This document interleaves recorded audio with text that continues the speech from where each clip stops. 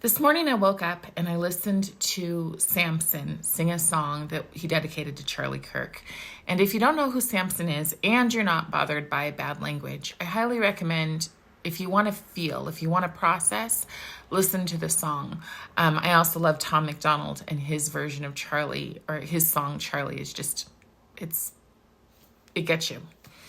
So I thought that I was done grieving. I'm a person who, just because of the life that I've had, I kind of put myself into a box of I can grieve for X amount of time, and then I need to pull myself up by my bootstraps and continue to do the work.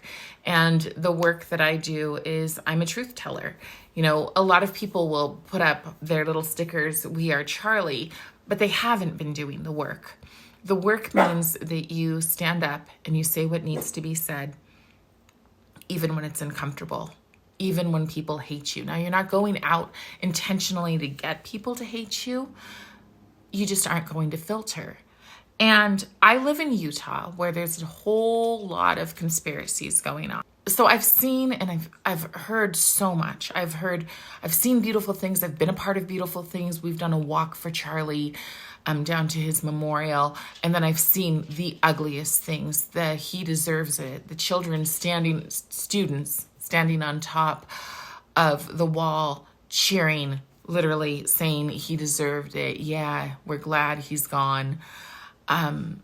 And the sad thing is that a lot of these people have only heard clips. They haven't actually sat and listened to the whole thing.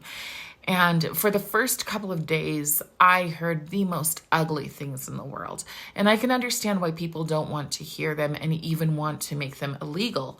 However, I believe this whole battle, the whole big conspiracy, the whole was the shooter or not, it comes down to censorship. And there's a lot of people who want censorship. So in Utah, we have a lot of clubs. And in these clubs, take, for example, GSA, Gay Straight Alliance.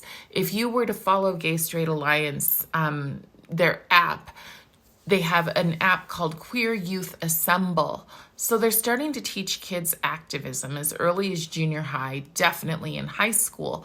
Now, if you've gotten that, all I can say is this thing that pulls you into, turns you into a pawn, and you've been indoctrinated that way for 6 years? Of course. And when I stood up after realizing I was not going to be shot, I thought, of course.